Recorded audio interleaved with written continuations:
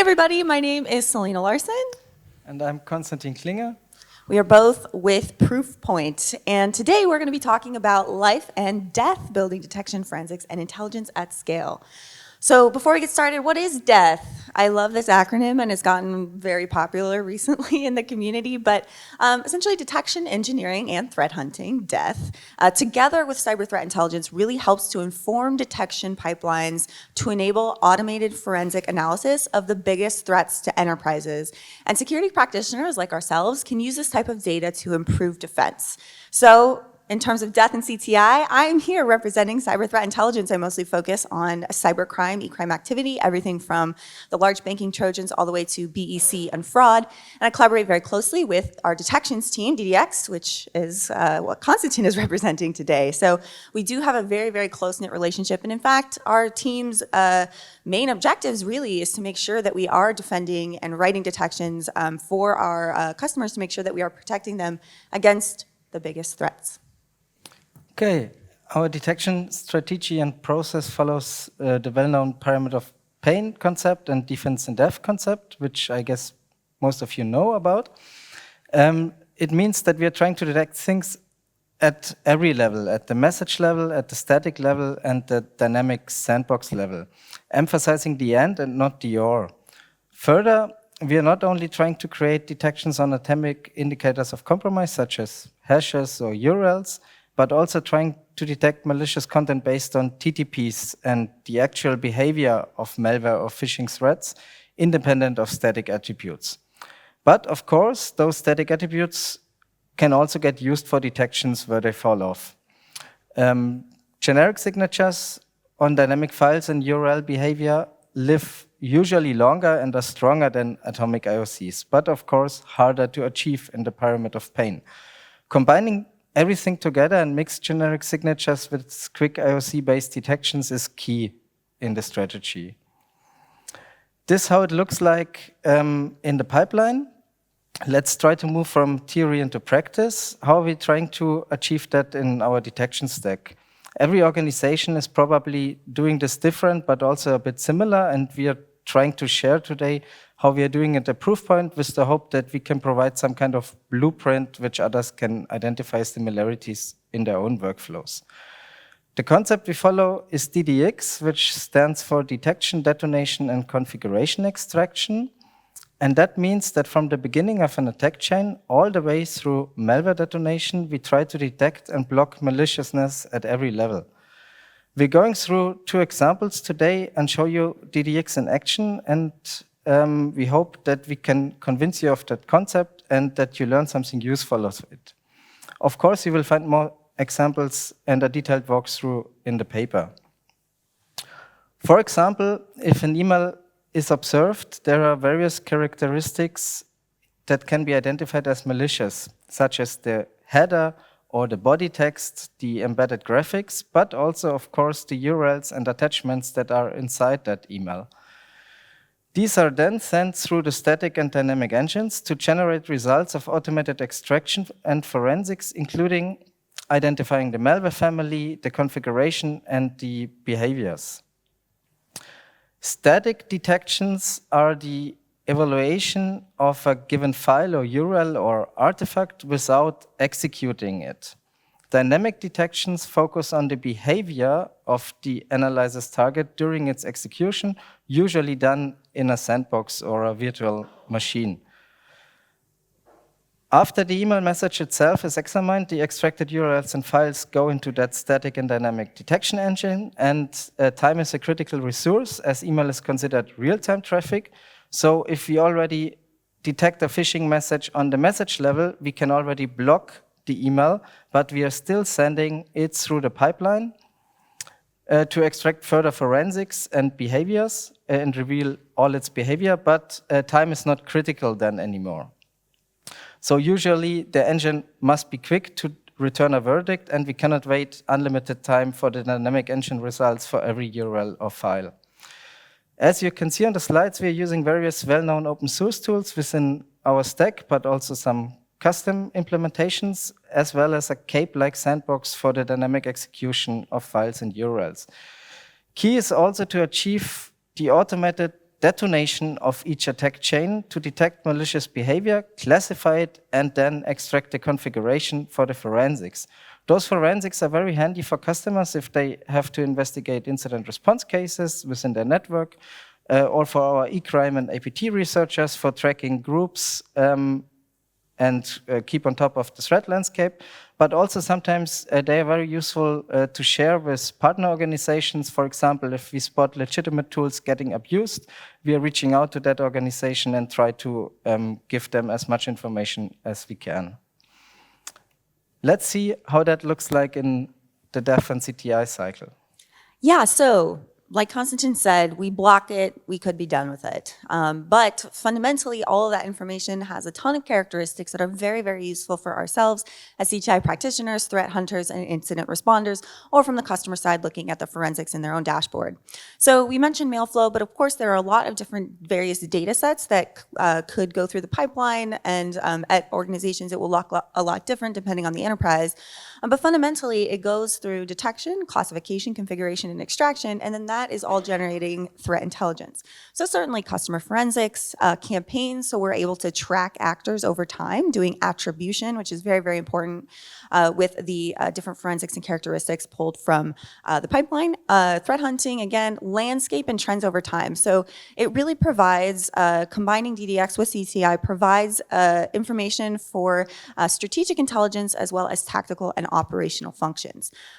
MITRE ATT&CK is certainly one, and we'll talk about that in just a second. But I also want to point out here too that oftentimes we run into this issue where it's blocked, it's detected, but it's not necessarily clear why. And I always make this joke. I'm sorry if you've heard me present earlier this year, because you've probably heard it. But my colleague Tommy Majar is constantly making me read Microsoft documentation about services and tools that I have literally never heard of. Because threat actors are getting really, really crafty and finding a lot of these tools and resources and making me have to do a lot more work in understanding what this means and how it works. And so that's our job, right? So we are really relying on the DDX team to do the work in the sandbox, but for us, we really have to communicate back to them. Yes, it was detected, it was blocked, maybe low confidence, but we know it's bad, and here's why, and here's a new technique that they're using that we then feed back into our pipeline to improve detection overall. It's really, really important to have this close relationship between intelligence and detections teams because the threat landscape is increasingly dynamic. It really requires us as defenders to be proactive in identifying, monitoring, and responding to threats. And if our overall mission is to make bad guys feel sad, then we have to be really collaborative across all of our teams to make sure that we're doing our jobs to make their jobs a lot harder.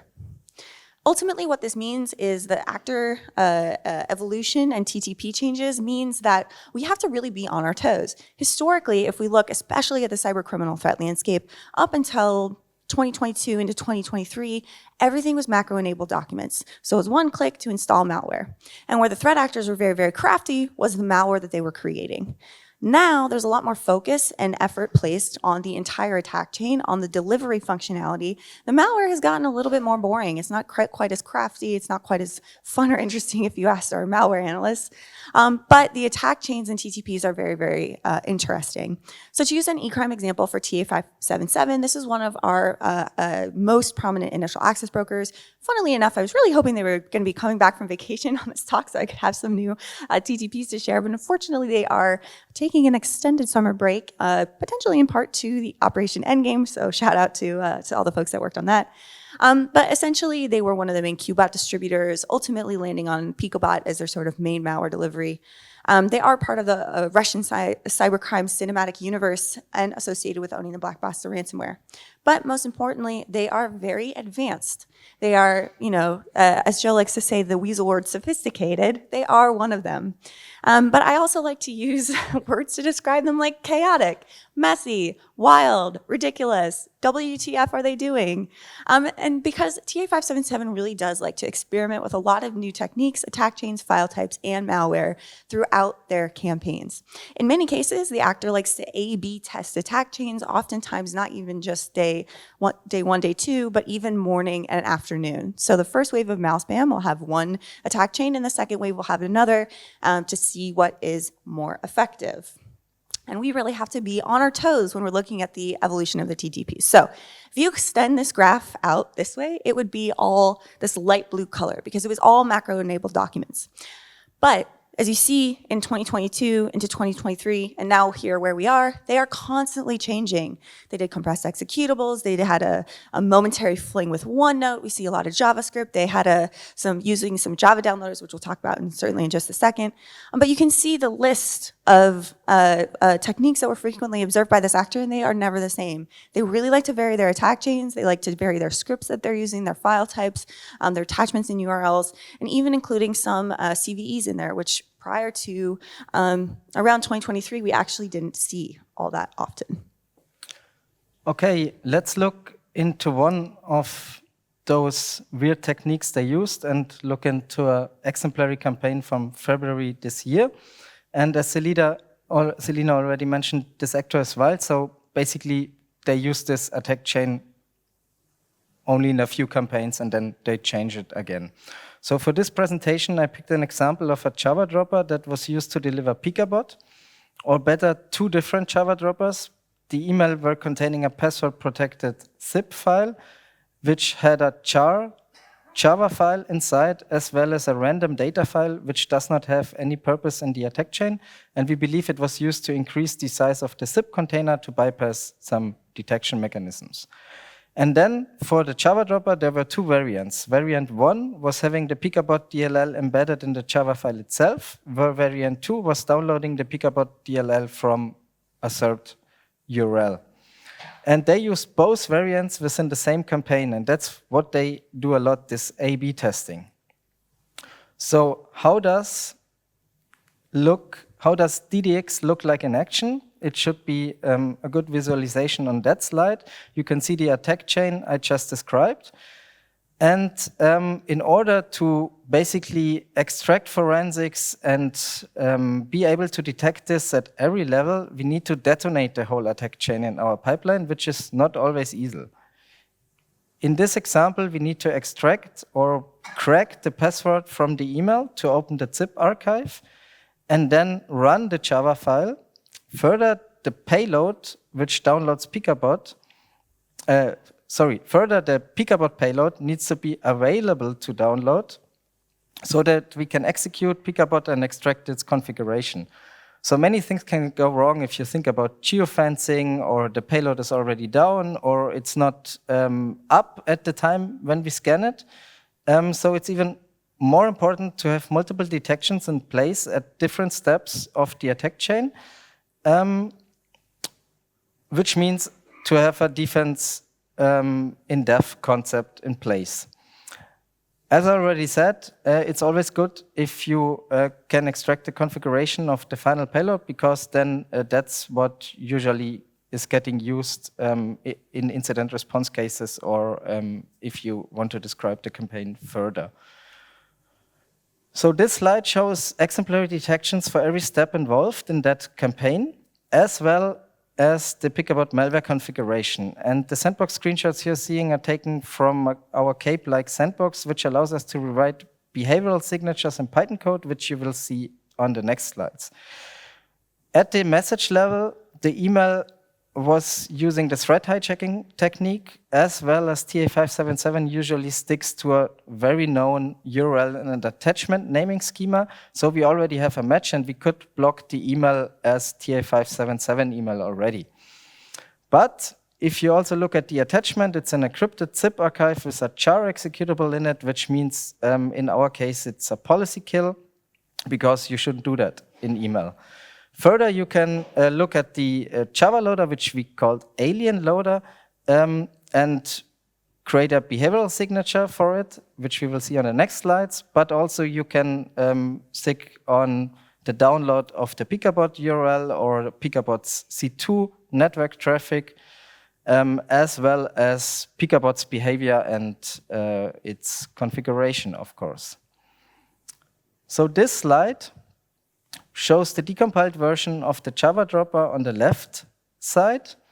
And you can see that it's a straightforward implementation that has plenty of detection opportunities, and I will walk you through them in the following. On the right side of the slide, you can see the Windows API calls the different parts of the Java dropper are creating in our sandbox. So let's go through them. First, you can see the send API, which is to reach out to the payload URL. And it then creates and writes the payload to a file under C user's public filename.exe.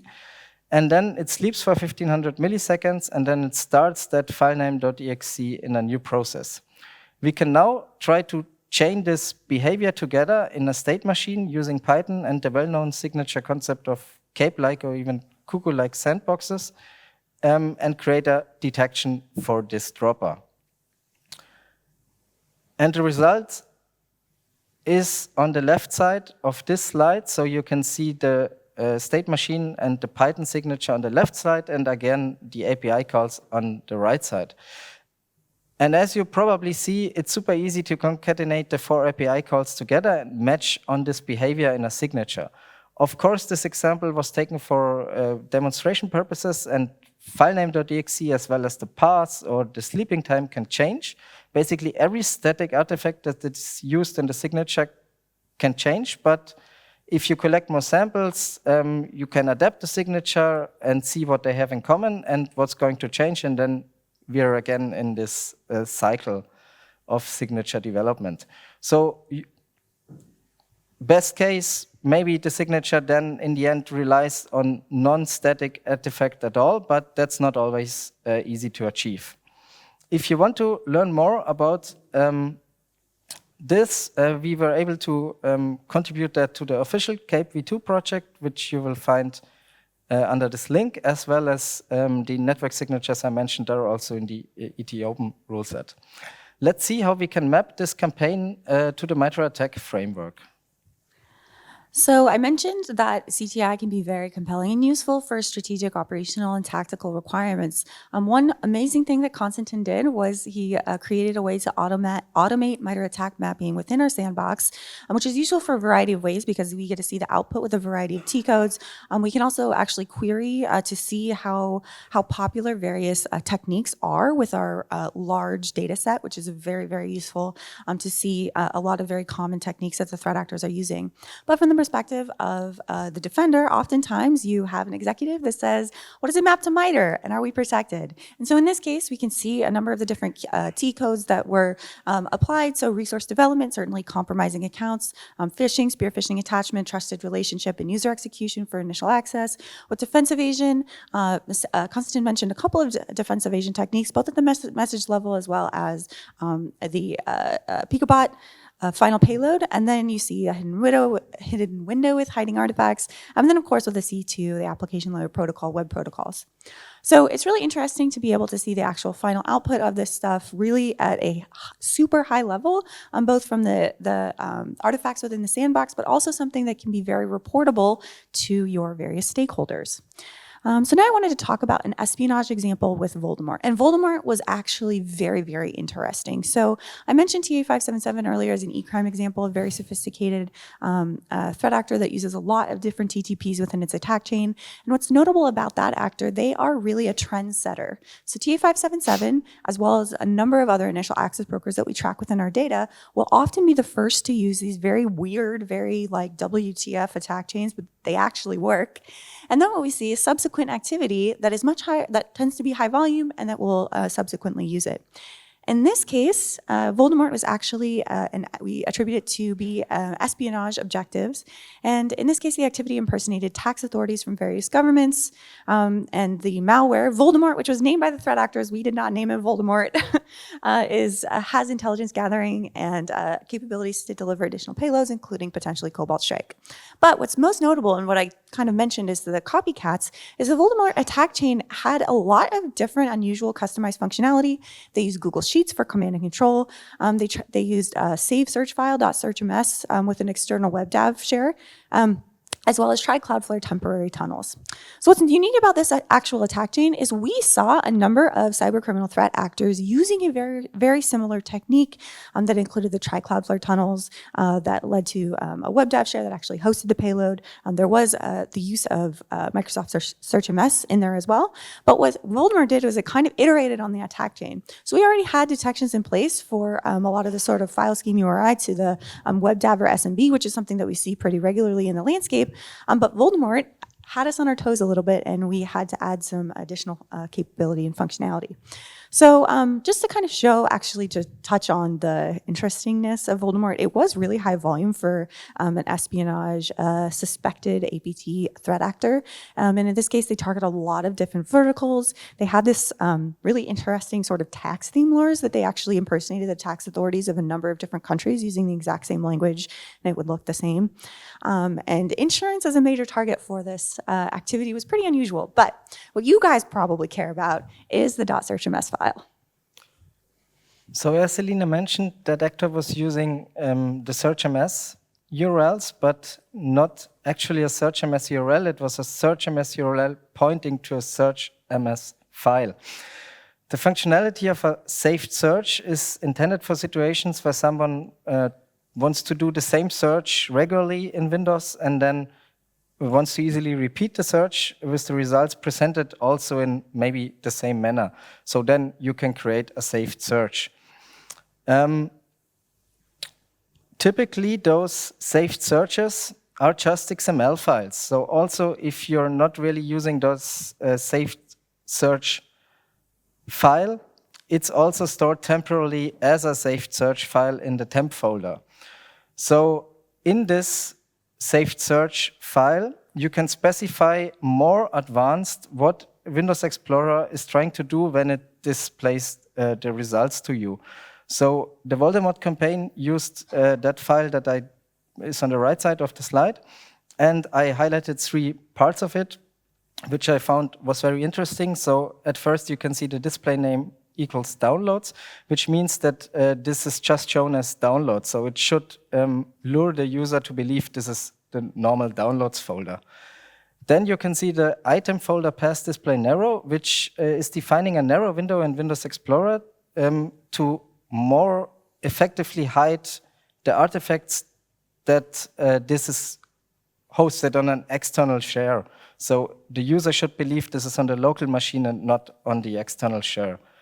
And last but not least, you can see that leave condition in the end, which is pointing to the LNK file, which allows the attacker to only show the malicious file on the share and not all the other files that are also on the share. So the user should only believe there is one file in the downloads folder. I posted the official documentation to that saved search file format on the slide because it's very interesting to dive deeper into it, and I think we will see it more and more in the future. The detonation and detection challenges we are facing with SearchMS is that web dev as well as SearchMS searches are not working in headless browsers. So if you scan URLs with a headless browser, it's not really detonating. So you have to transfer and shift that to Windows World and detonate it there. And it's a bit a mess of orchestrating that back and forth. But it was a nice challenge to work on it. Also, usually, when we think about that, more file URLs are also very popular right now, and usually enterprise networks have outgoing SMB disabled, so the attack chains are not really working for the actors, but they are still using them, and we need to try to detonate them anyway. Yeah, so SearchMS was a really good prototype for increasing DDX challenges and also leading to some innovations in our side. And if you play that further, you can see on that slide, which is not belonging to the Voldemort campaign, but to a different actor and a different campaign. And they were not using the SearchMS URL natively. They were building it up in a JavaScript function. So yeah, it's getting more and more obfuscated, and I think we will see more obfuscation in that in the next months. Let's see what else we are going to do to increase the challenges. So what's great about these couple examples is we really see that there is innovation happening across the threat landscape, and there's also a lot of people that are copying that innovation, whether it's an APT actor or e-crime. We have seen multiple cases where there is a lot of technique overlap between various levels of sophistication if we're looking at different actors across the threat landscape. And that's because it continues to pose new challenges for defenders. This evolution is really forcing us to think, to rethink, and to be very, very creative when it comes to detection in many cases. On top of that, advanced cybercriminal threat actors now incorporate rapidly evolving and novel attack chains using zero-day and end-day vulnerabilities. So oftentimes these vulnerabilities will be part of an overall attack chain that is already demonstrating some of the experimentation and like Konstantin was mentioning, having this like a defense in depth concept is very, very important. So all of this is partially driven because Microsoft began disabling macros by default. And like I said, the entire cybercrime landscape really had to shift and evolve. And it's also in part due to the massive success of cybercriminal actors and the amount of money that they get from things like ransomware. They can invest it in themselves and invest it in creating new attack chains and new delivery mechanisms. But we really have to be mindful that threat actors continue to test various threat behaviors to determine the most effective method of gaining initial access via email. Oftentimes what we're seeing is they will try something new, but it doesn't really work, like Konstantin mentioned. And in that case, something might be cool and interesting, but it's really not very effective. And you have to kind of think about from prioritization of what you're going to focus on and ensure that you're including in the sandbox. If something is interesting and cool, but maybe not widespread and maybe not at all effective, maybe we don't spend that much focus and time on it so we can better protect the higher likelihood of exploitation. There is no reliable and consistent technique adopted by the entire threat landscape. This is so important because we are constantly, much like the threat actors, they are responding to the behaviors that we're doing and the things that we're doing to improve defense, and they are making our jobs a lot harder because we are making their jobs a lot harder.